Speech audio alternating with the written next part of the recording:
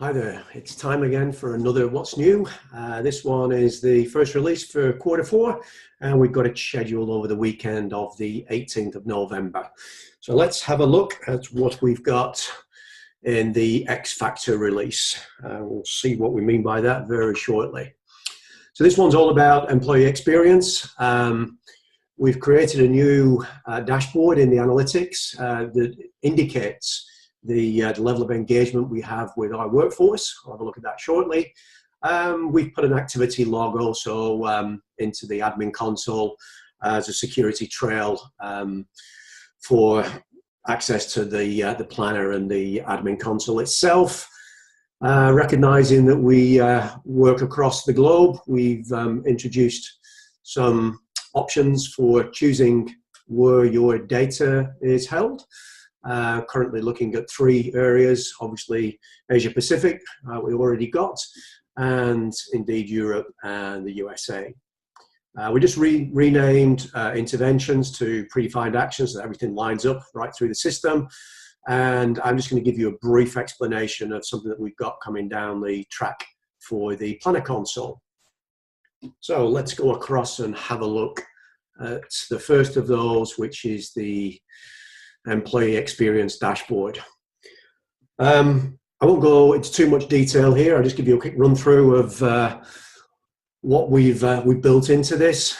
So if we look up here in the top left, basically a temperature gauge of the employee experience. Obviously, we've set the bar at 75%. We believe that's a pretty reasonable indicator that you have an engaged workforce.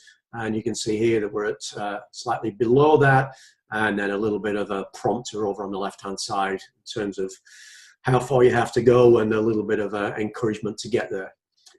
We're currently using 6 indicators to build that employee experience score.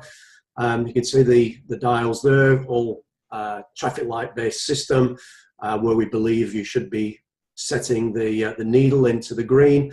And we're looking at things like, how many of the workforce have a skill profile, how many have updated it, are they assigned to a current job and a future job, do they have an action plan, etc. All of these things indicative of the level of activity with regard to someone and their management of their career. And then down the bottom right corner there, just finally, again, just a bit of a temperature gauge with regard to what people felt at the end of the self-assessment. We capture a rating at the end, a 5-star rating, and this is just indicating to us, how the workforce were feeling at the end of that particular self-assessment phase. So we'll just nip over into the home page when we first log into the admin console. And what we're going to see here is the activity log. So just give that a second for your screen to refresh.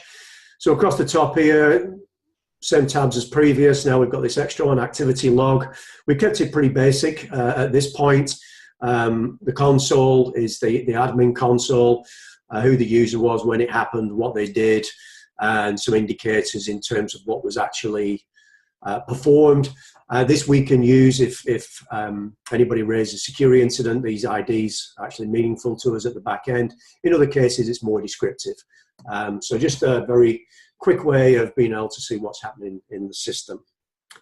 The other things that we have here, can't really show, the ability to choose when we first set up a tenancy, where it's going to be hosted. And as I mentioned previously, we've renamed one of these tabs to predefined actions, and everything else that said intervention now says that. And finally, this sort of brief description of what we're currently working on in the planner console, again, looking at it from an employee experience perspective. Currently, we have 2 types of skill profile that we can hold against an individual. The first is the self-assessment, which is obvious, and that's the one that they can maintain and update as skills become redundant and new skills are required. And then alongside that, we have the endorsed, previously referred to as the validated version, whereby someone else has collaborated with the individual to create another view of their profile. The new feature that we're working on is the ability for an individual to create a third version, and that third version is what skills they would like to have. There'll be some parameters set in terms of how many skills can be selected, but this will give an indicator in terms of where an employee sees their future, the types of skills that they'd like to gravitate towards. And of course, off the back of that, we can do some pretty interesting analytics, and indeed the person themselves in conjunction with their leadership can maybe start to plan towards that, even if right now there aren't jobs necessarily that have a direct requirement for those skills. It sort of gives us a sense of where that person is heading. Okay, so that's details of the first release for Q4. And as always, any questions, direct them to me at paul.collins@skillstx.com, and hopefully you'll find that new employee experience dashboard useful and informative. Thanks for your time.